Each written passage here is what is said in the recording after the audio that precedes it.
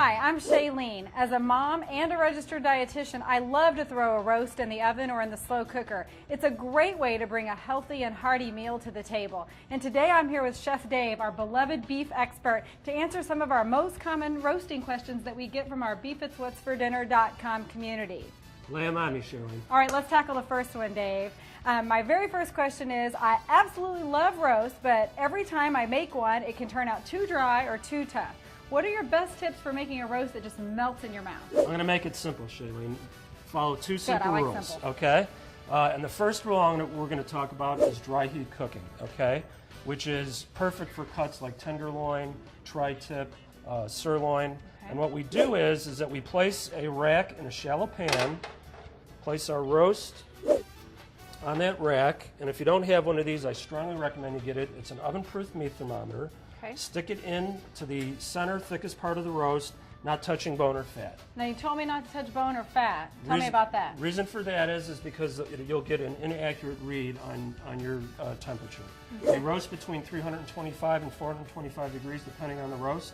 You visit beefitswhatsfordinner.com. We have all our roasting guidelines on there for you. So you just do it like that? You don't Just add like- anything to it? No water, because if we add water or we cover it, we're changing the cooking method to a steaming or a wet, moist heat cooking method, which I think we're going to talk about Yeah, next. let's talk about that.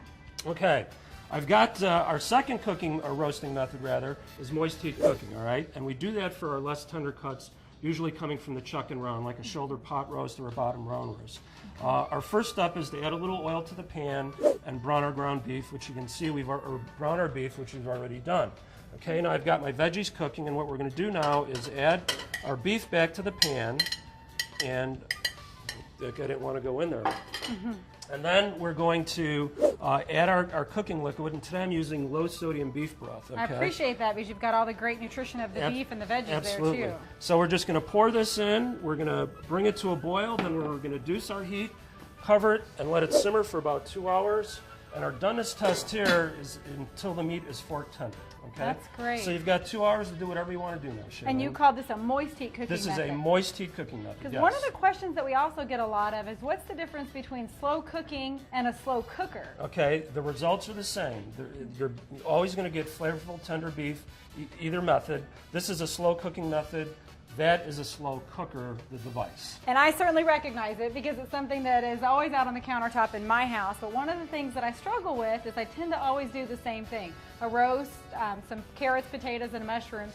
Can you give me some ideas for how we might jazz it up in the house? Well, my simple philosophy is if whatever you're doing in that slow cooker puts smiles on your family's faces And it they does, love it, it does. and they love it, then stay what you're doing. But there are some ways we can get some more flavor in there right at the end. For example, when you come home from work, you can add a little bit of fresh broccolini or broccoli slaw, some peas, baby carrots. Just a good way to kind of jazz the meal up. Get some more veggies in there for the kids. I like that. More flavor and more Yeah. nutrition. Or go with maybe a Mexican twist or an Asian twist by adding a little soy or some salsa, that kind of thing. Boy, those are some great tips for getting the most of the roast. Do you have some other tips for us as well? I sure do. For all to know, before you go, visit beefitswhatsfordinner.com.